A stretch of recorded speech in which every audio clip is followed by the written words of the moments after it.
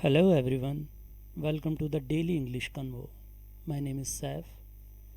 तो हमारा आज का टॉपिक है मॉर्निंग एंड ब्रेकफास्ट सेंटेंसेस जो हमें डेली रूटीन में यूज़ करने हैं. Without further ado let's begin.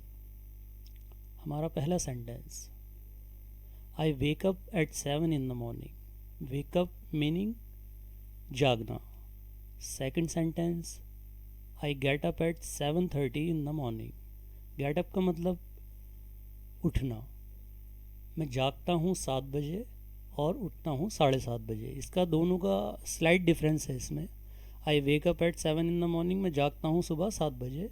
I get up at 7:30 in the morning, मैं 7:30 बजे उठता हूँ, यानी कि बेड को छोड़ देता हूँ.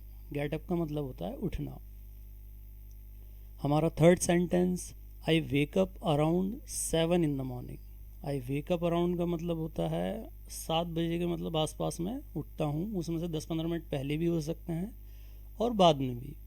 तो I wake up around 7 in the morning. ठीक है, आप समझ गए इस चीज़ को. वेक अप, गेट अप और अराउंड 7, इसमें जो फ़र्क है वो बस इतना ही है कि वेकअप का मतलब होता है जागना, गेटअप का मतलब होता है उठना.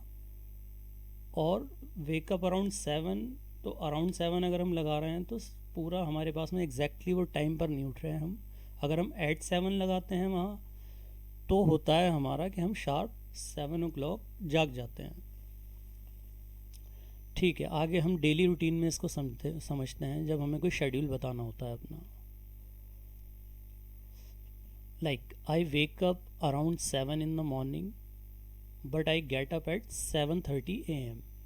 After that, I go to the washroom, brush my teeth, then take a shower and get dressed. तो यहाँ पे इसका मतलब है I wake up around 7 in the morning, मतलब मैं उठता हूँ 7 बजे सुबह में. But I get up at 7:30 a.m. उठता हूँ 7:30 बजे. आफ्टर दैट, उसके बाद आई गो टू द वॉशरूम, मैं वॉशरूम जाता हूँ. ब्रश माई टीथ, मैं ब्रश करता हूँ. देन टेक ए शावर, नहाता हूँ. एंड गेट ड्रेस्ड, कपड़े पहनता हूँ. यहाँ पर हमारे कुछ वर्ड्स हैं जिसे हम कहते हैं लिंकिंग वर्ड्स. वो क्या क्या यूज़ किए गए हैं. लिंकिंग वर्ड्स में हमारा आता है बट, आफ्टर दैट, देन, और भी बहुत सारे होते हैं लाइक वैन और ऑल्सो. ये सारे लिंकिंग वर्ड जो कि सेंटेंसेस को आपस में जोड़ते हैं. तो यहाँ तक आप समझ गए कि कैसे हमें अपना रूटीन बनाना होता है. मोस्टली हम जो है प्रेजेंट टेंस में ही अपना रूटीन बताते हैं जो भी हम दिन में करते हैं. अब आ जाते हैं ब्रेकफास्ट के ऊपर. इसकी प्रोनाउंसिएशन लोग बाग अलग अलग तरीके से बोलते हैं, लाइक ब्रेकफास्ट, ब्रेकफास्ट. बट इसकी जो एक्चुअल प्रोनाउंसिएशन है वो है ब्रेकफास्ट. ठीक है, ब्रेकफास्ट के और भी ओल्ड इंग्लिश में मतलब लोग कहते हैं ब्रेक द फास्ट, मतलब पूरी रात में जो हम कुछ नहीं खाते हैं तो उसे फास्ट कहते हैं, और वो मॉर्निंग में हम ब्रेक करते हैं. तो इसका मतलब हो जाता है breakfast, break the fast. But pronunciation breakfast, हमेशा आप बोलेंगे ब्रेकफास्ट. चलिए देखते हैं सेंटेंसेस. हमारा पहला सेंटेंस है व्हाट्स फॉर ब्रेकफास्ट. नाश्ते में क्या है या नाश्ते में क्या बना है. What's for breakfast. Second, I am making breakfast. मैं ब्रेकफास्ट बना रहा हूँ या बना रही हूँ. I am making breakfast.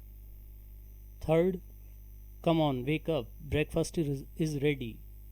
Come on wake up, breakfast is ready.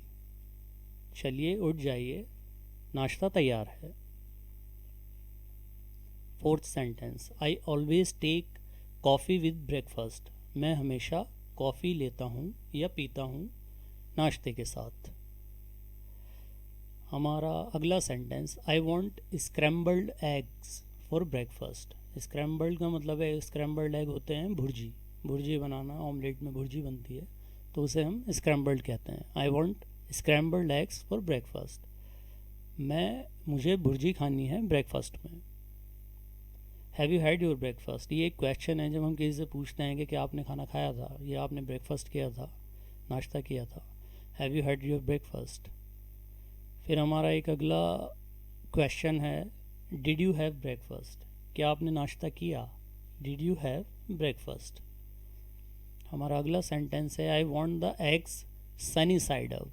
You know, एक एक वर्ड यूज़ होता है जो हम हाफ़ बॉयल ऑमलेट खाते हैं या कुछ भी करते हैं, तो आप उसके लिए कह सकते हैं सनी साइड अप। मतलब उसमें एक अगर आधा बॉयल करेंगे तो एक सूरज की तरह उसकी जर्दी रखी रहती है ना, कच्ची, हाफ़ बॉयल, तो उसे कहते हैं sunny side up. I want the eggs sunny side up. तो यहाँ तक के जो सेंटेंस हैं आई थिंक आपको समझ आ ही गए होंगे, और अगर आपको वीडियो अच्छी लगी है तो प्लीज़ लाइक शेयर सब्सक्राइब